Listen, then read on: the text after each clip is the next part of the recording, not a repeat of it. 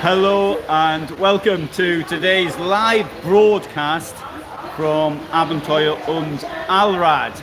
And I'm sorry, there's a bit of background noise, so it's going to be a bit difficult to hear me. And why am I appearing in this video and not some exciting off-road vehicles? Well, there's a very good reason for that, and that is because it's pouring down with rain outside. This is an outdoor event. There are tents, of course, with vehicles inside them, but I assumed that because it suddenly started pouring down only 5 minutes ago, that those tents would be full of people. So I did the what I considered to be the best thing, which was to come into this tent. This is the organizers' tent, and talk from here and talk a little bit about some things which I've seen, and I shall do a live broadcast tomorrow when hopefully it isn't raining. Now obviously this is it's live, so if you've got any questions you want to ask about anything related to motorhomes or van life or off-road stuff, then you can actually do it. Now Abenteuer und Allrad is held every year in June, and today it's been quite warm. It was 27 degrees, and it was that was about for me that's about the maximum, I've been thinking that as I get older I'm less likely to accept I don't like the heat so much as I used to like it when I was in my 20s. I was with a lady of colour, and I could actually take the heat better than she could, and she actually was born very near the equator. Now the situation is completely different, and I can't this is about absolutely the maximum that I can take. Now part of the problem today, of course, you've got a hot day, and then suddenly it starts raining quite dramatically, and I knew it was going to rain because it's what it said on the weather forecast, although somebody's just said to me a very wise statement. He said 5 different weather applications, and each one of them said it was going to rain at a different time. So there you go. They're clearly not getting their information from the same source, which I suppose at the end of the day is a good thing. What we've got here, if there's a trend I can see in this market, is the following: that this is a very specialist fair.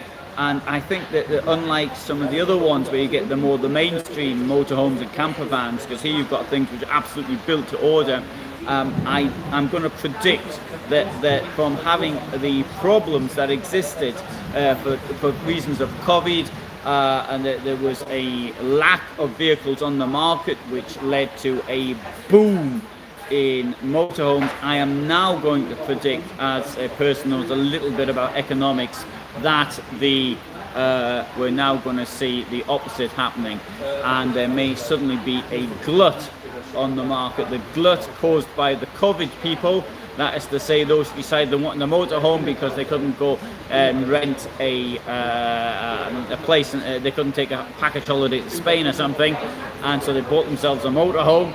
And so and then now they find they've got to empty their own toilets and all this type of stuff. So I suspect that those people are going to suddenly drop out the market, some of them. But the next thing is that as production returns to normal, in fact, our companies, I'll use one example, Trigano opened a new factory in Italy not that long ago. And so this will produce too many motorhomes. Also, some companies, such as even the Hymer group, now is talking of selling the things online, which also will have an effect on the market. So that's one thing. Now, this event here is for largely individually built vehicles, so vehicles built to order. I suspect that these vehicles are far more expensive. The fact that they've got all the off-road kit on it and all the rest of it is part of the reason. I also think that now there's a difference between what I would call 4x4 and off-road.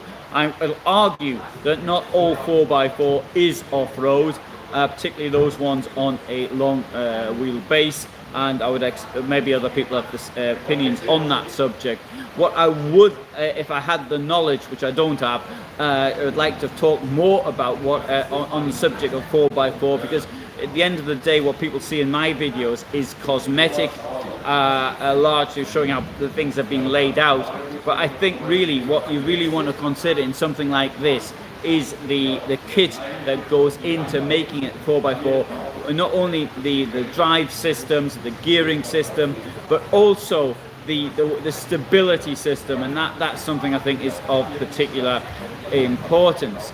Anyway, so what I will do tomorrow is that I will take you around, show you outside, but for the moment, as it's pouring down outside here, and we've got the thunder in the background, how about me, before, as I finish, I'm just gonna take you now and show you what it looks like outside right now. Here, I'm turning the camera around if I can work out how to do it.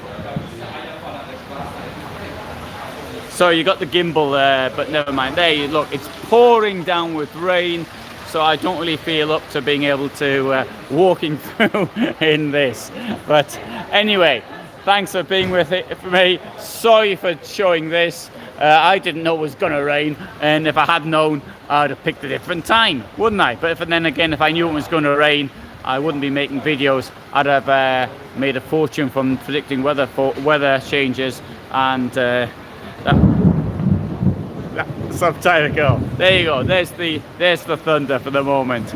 Okay, thanks for watching, and bye for now.